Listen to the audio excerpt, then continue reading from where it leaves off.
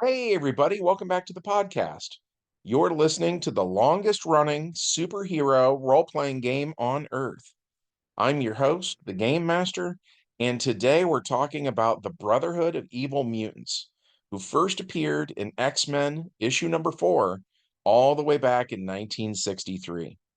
But before we get into that, smash like, make sure you're subscribed, ring the bell, and leave us a comment.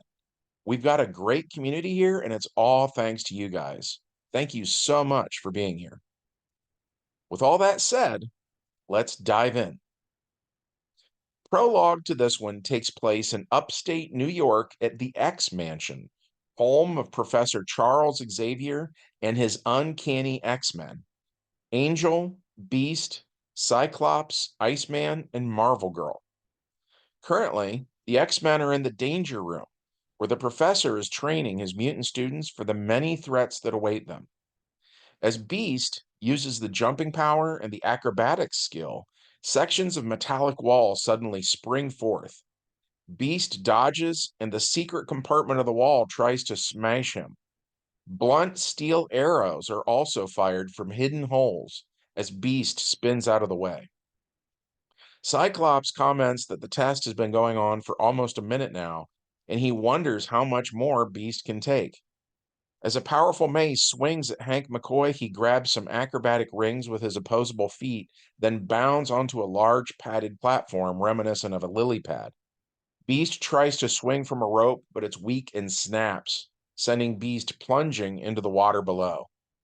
Cyclops tells Hank he did a good job, and his final time was 62 seconds. After the Danger Room session is done, the X-Men eat a cake, celebrating 1 year of them being together. The Teenage Mutants get along well and share a few laughs, and they look back on what a wild year it's been. Which brings us to the main plot. In Europe, the Brotherhood of Evil Mutants are also seated around a table, but there's a world of difference between these two groups. As the mutant known as Toad eats with his mouth open, a white-haired young man named Quicksilver asks if Toad must eat like that, adding that he should have better manners while Quicksilver's sister is sitting at the table. Wanda Maximoff tells her brother that it's all right, and she asks him to not get in yet another fight on her behalf.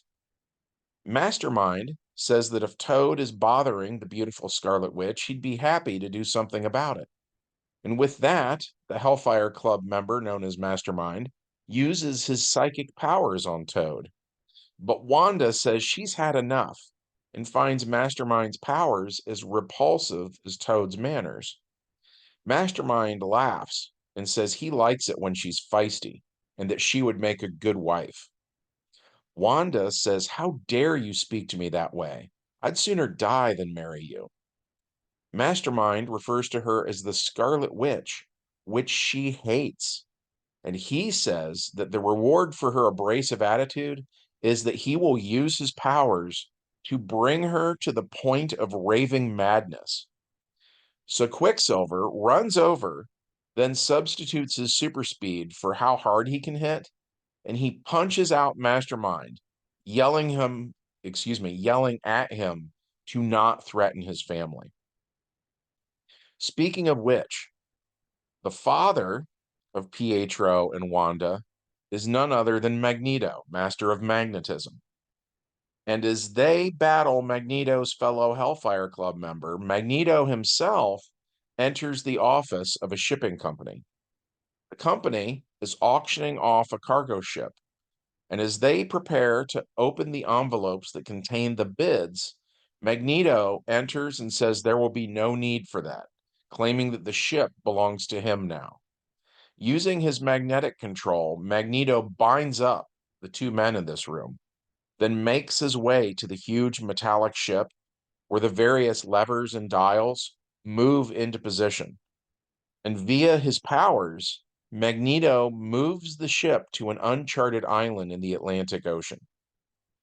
When Magneto goes ashore, the villainous Toad tells him that the others were fighting while he was gone.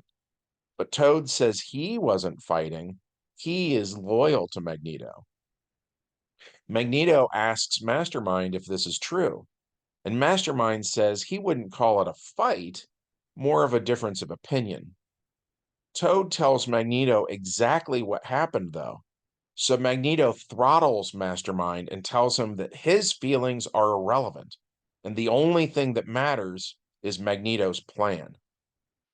Magneto goes to Wanda and Pietro, who don't know Magneto is their father yet. Magneto reminds them that he recently came to their small European village where Wanda's powers caused a fire by accident, and that fire almost burnt down the entire village.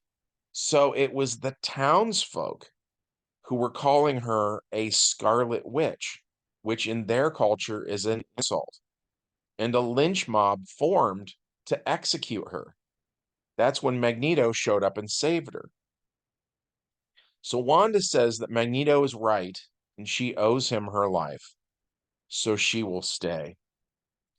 Quicksilver says that he'll stay too then, so that he can look after his sister. Days go by, and Professor X is reading a newspaper. He learns that Magneto used that freighter to attack the tiny republic of Santa Marco in South America. So, using his telepathy, Xavier says, "To me, my X-Men." Meanwhile, off the coast of Santa Marco, the evil mutants finish their shelling of the tiny republic. They fire into the hills behind the city to show off their power. Toad says, "Nothing can stop you, Magneto. You were born to rule." Then, using his psychic powers, Mastermind creates an illusion of an army, just as Magneto ordered. But Mastermind makes the soldiers look like World War II German soldiers, except their logos have been replaced with a letter M. Magneto sees this and is less than thrilled. Wanda asks her father if it's really necessary to plant such fear in the hearts of the people. Magneto replies that Homo sapiens are like sheep, and fear is the most potent form of stimulation. Within a short time, Magneto seizes the reins of government and wastes no time forming a real army to replace the illusions that Mastermind created. Magneto converts the presidential building into an imperial palace and has a man thrown into a dungeon for trying to raise a rebellion against him. Magneto, excuse me, I'm sorry, I'm so tongue tied today. Mastermind says he likes Magneto's form of justice. And just then, Mastermind senses the mind of Charles Xavier. He and the X-Men have entered the country. As the villains converse, the mutant known as Beast does his Jackie Chan impression, bounding up a wall and attacking two soldiers on top. Beast knocks the soldiers out on his turn, multi-attacking them. But then on Toad's turn, he goes to where Beast is and attacks, but misses. Then Beast knocks out Toad. Elsewhere, a soldier mans an anti-aircraft gun. The mutant known as Angel swoops in and the soldier fires at him but misses. Angel lands and knocks him out and then attacks the other soldiers near him, knocking each of them out one by one. But then Quicksilver runs in and knocks out Angel, then ties him up. Mastermind uses the illusion power to make the others think there's a fire spreading. So Iceman runs away from the illusionary flames, and Jean Grey and Professor Xavier tell the X-Men that the flames aren't real. Then they attack Mastermind using their own psychic powers. Mastermind takes damage to his mind, but is still awake. Cyclops attacks Magneto with his optic blast, and Magneto actually does take some damage, but his costume is armored and protects him from the brunt of the blast. On Magneto's turn, he takes control of the iron in the blood of Scott Summers, causing the young mutant to pass out. Magneto calls a retreat, abandoning this land before he had a chance to turn it into a sanctuary for mutants. And as he leaves, He sets the timer on an atomic bomb. The X-Men can't get away from that in time. And at the last possible second, Quicksilver disarms the bomb, then runs back to where his father is so fast that the other members of the Brotherhood of Evil Mutants didn't even notice he'd left. Which brings us to the epilogue. The Brotherhood of Evil Mutants needs to lay low for a while, so Magneto returns to the Hellfire Club building in New York City, where he is the Gray King, just like in the comics. Toad is a pawn. Quicksilver is a rook. And since the Scarlet Witch hates the name Scarlet Witch, in our game world, we decided to call her the Red Queen. Anyways, so that was it for that game session. We enjoyed it. As always, we hope that you did too. If you'd like to support the channel, we'd love it if you took a moment of your time to hit that like button. Check to make sure you're still subscribed, because YouTube does love to unsubscribe people without telling them. Ring the bell so you know when we upload more stuff. And as always, leave us a comment.